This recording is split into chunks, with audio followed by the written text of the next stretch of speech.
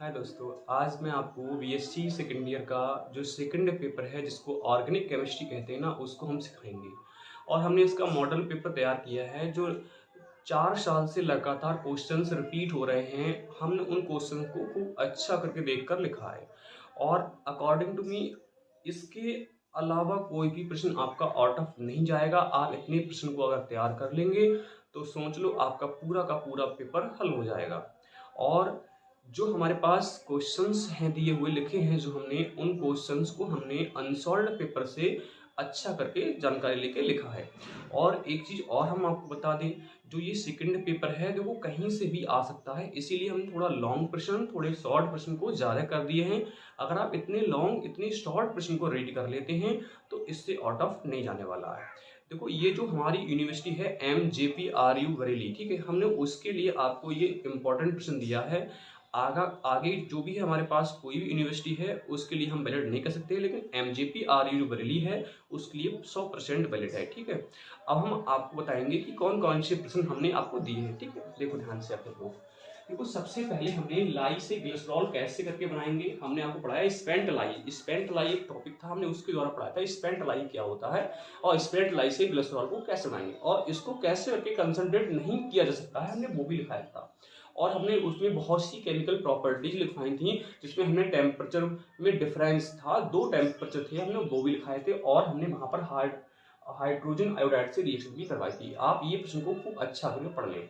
दूसरा प्रश्न हमारे पास था एथिलीन ग्लाइकॉल क्या होता है। अगर आपको बहुत अच्छी तरह से ध्यान हो तो जो एथिलीन ग्लाइकॉल होता है, मैंने आपको उसमें एल्कोहल में पढ़ाया था, डाइहाइड्रिक एल्कोहल में, तो एथिलीन ग्लाइकॉल को खूब अच्छा करके पढ़े। एक और भी होता है जिसका नाम ध्यान से सुनना, आगे की वो बताऊंगा। अभी आप मैकेनिज्म पर ध्यान दो, मैकेनिज्म का एक लॉन्ग 101% आएगा, आप मैकेनिज्म को कभी नहीं छोड़ें और मैकेनिज्म को खूब अच्छा कर रेडी कर लें। मैंने आपको वेरी इंपॉर्टेंट मैकेनिज्म जो लगातार आई हुई है ना, मैंने उनको आपको लिख रखा है, जैसे रीमन टीमन है, पर्किन है, नोवेंजल है और लेटरल मनाशे है, इनको खूब अच्छा करके तैयार कर लीजिएगा।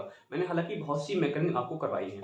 उसके बाद जो अगला प्रश्न बनता है चौथा है एल्कोहल। मैंने जब आपको एल्कोहल पढ़ाया होगा उसकी जो केमिकल प्रॉपर्टी पढ़ाएगी उसमें पहला जो डिहाइड्रेशन की प्रॉपर्टी होती है जिसमें 2 प्रकार के कंपाउंड बनते हैं, एक एल्कीन और एक ईथर बनता है, उसकी मैकेनिज्म को आपको देना है। ये बहुत बार क्वेश्चन रिपीट हुआ है।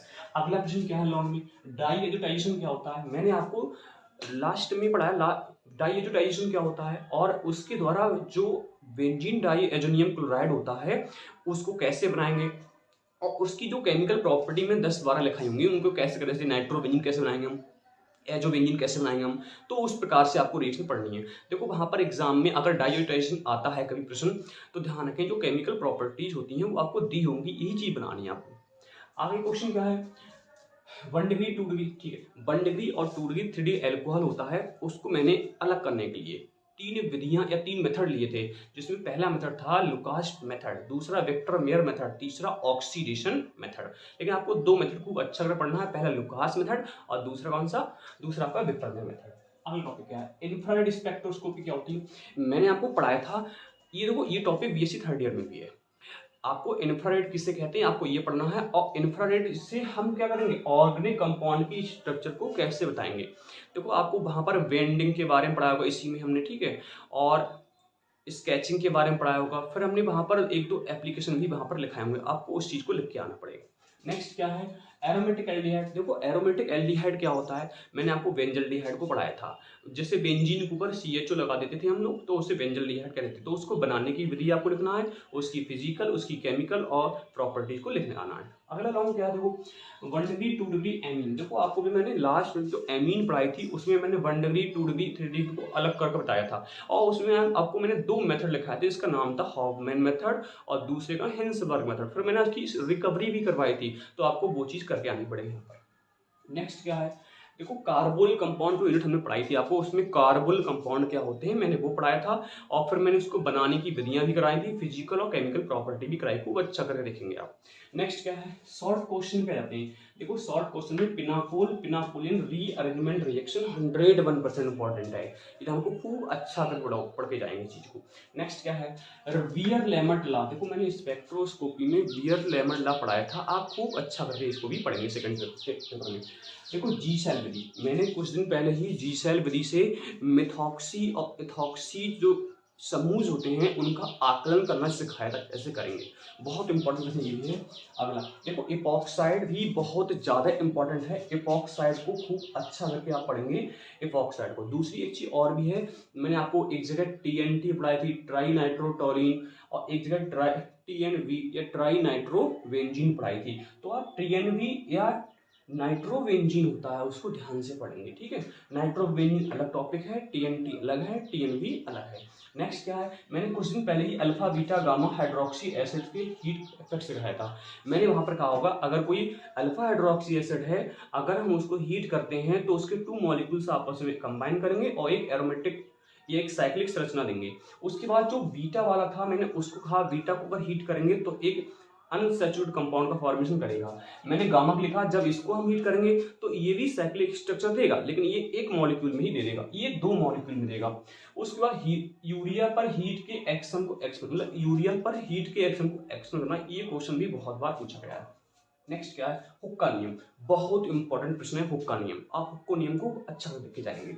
उसके बाद मैंने उस दिन आपको एसिटाल्डिहाइड और बेंजल्डिहाइड में 5 से ज्यादा अंतर लिखवाए थे, आप ध्यान से देखेंगे क्या होते हैं। अब क्रोमोफोर ऑक्सोक्रोम, ये बहुत इंपॉर्टेंट प्रश्न है, हद से ज्यादा इंपॉर्टेंट है, ये बहुत बार आया हुआ है। अब लास्ट टॉपिक क्या है हमारा, सिग्मा से सिग्मा स्टार, एन से सिग्मा स्टार, पाई से पाई स्टार, एन से पाई स्टार के ट्रांजिशन को समझाओ। मैंने ये भी आपको कराया, ये भी बहुत इंपॉर्टेंट प्रश्न है। देखो मेरे अकॉर्डिंग जो हमने प्रश्न आपको लॉन्ग में, जो आपको शॉर्ट में दिए हैं, वेरी वेरी इंपॉर्टेंट है। इन प्रश्नों से कोई भी प्रश्न आपका आउट ऑफ नहीं जाएगा। आप इन प्रश्नों को खूब अच्छी तरह से देखेंगे और खूब, अगर आप किसी को नोट्स चाहिए तो इनके नोट्स भी प्रोवाइड हो जाएंगे, ठीक है। आप कमेंट में लिख सकते हो, इस चीज को आपको हम प्रोवाइड करवा देंगे। और आपका जो थर्ड पेपर होगा वो आपको कल दिया जाएगा। इसी प्रकार से आपको बीएससी थर्ड ईयर का first paper, BSc third year का second paper, BSc third year का थर्ड पेपर, फिर एमएससी पे पहुंच जाएंगे, और फिर जूलॉजी बॉटनी भी हो सकता है हम दे सकें, ठीक है। जूलॉजी बॉटनी के भी इंपॉर्टेंट दे देंगे हम। आप इतना पढ़ लीजिएगा, इससे आउट ऑफ नहीं जाएगा। थैंक यू, धन्यवाद।